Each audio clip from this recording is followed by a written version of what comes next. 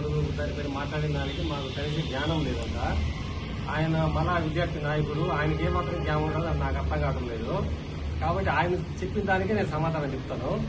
ఇది private property అన్నాడు, తాత ముత్తాతలు అన్నాడు. ఓకే, నేను కాదల్లా, అది ప్రైవేట్ ప్రాపర్టీని.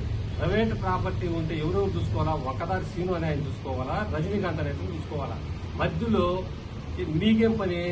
మీ పార్టీ వాళ్ళకి ఏం పని? ఒకరు ఆ పక్క ఒకరు ఈ పక్క దిగారు. మీరు దాన్ని గబ్బులు వేపించి చేశారు కాబట్టి ఇది ప్రజలకు అన్యాయం దొరుకుతుంది. ఇది మోసం కానీ మొత్తం అంతా గోల్మాల్ రిజిస్టర్ ఆఫీస్లో అక్కడ గోల్మాల్, ఎంఆర్ ఆఫీస్లో గోల్మాల్ చేశారు కాబట్టి మేము రంగంలోకి దిగాల్సి వచ్చింది. దేనికి మేము వచ్చినప్పుడు దీనికి ఈ మాదిరి ఊళ్ళు దొంగలు పంచుకున్నట్టు మీరు ఈ మాది చేస్తా ఉంటే ఇది ఎప్పుడైనా చట్టాలు మడుకు ముక్కు ఉండాలి. ముందు పక్క కొద్దిగా చూపిస్తారు, ఎనా పక్క అంటే ఏట్లేకపోతారు మొత్తం లాస్ట్ ఏం ఒక్కరో కూడా మిగిలికుండా.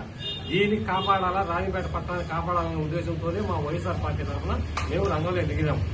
అంతే తప్పితే నువ్వేదో మాట్లాడినట్టు మాకు జ్ఞానం లేదు, మాకు అన్ని తెలుగులు ఉన్నాయి. నువ్వుగా విద్యార్థి నాయకులు నువ్వు తెలుసుకోవాలా. ప్రైవేట్ ప్రాపర్టీ అనే ప్రైవేట్ ప్రాపర్టీ వాళ్ళిద్దరు చూసుకుంటారు, వాళ్ళ బంధువులు చూసుకుంటారు. దీంట్లో మీకేం సంబంధం? మీ లెఫ్ట్ కు రైట్ కు, మీ నాయకుడు లెఫ్ట్ కు రైట్ ఉండే వాళ్ళకి ఏం సంబంధం? అది మేము ప్రశ్నించాం. అదే మీరు అన్నారు కదా, ఇట్లాంటికి చట్టాలు ఉండాలి, కోర్టులు ఉండాలి, ప్రభుత్వం ఉండాలి అన్నారు. కరెక్టే, వాస్తవం మీరు చెప్పింది కదా. మరి ఆగేపాట్ల భూములకు, రైతులకు భూములు కూడా వాటికి కూడా కోర్టు ఉంది, చట్టాలు ఉండాలి, వాళ్ళు చూసుకుంటారు. మీరెందుకు ఎగేసుకుని ఒకటి ఓన్ ప్రెస్ మీట్ లో ఆగేపాట్లో 100 ఎకరాలు దోచుకున్నారని అదేదో ఉంటే ప్రభుత్వం చూసుకుంటారు, కోర్టు చూసుకుంటారు. మీరు చెప్పేదే కదా ప్రభుత్వాలు కోర్టులు ఉన్నాయి. మీ దానికైతే ఒకటి, మా దానికైతే ఒక న్యాయమా? కాబట్టి మీరు ఇప్పుడే తెలుసుకొని మాట్లాడు.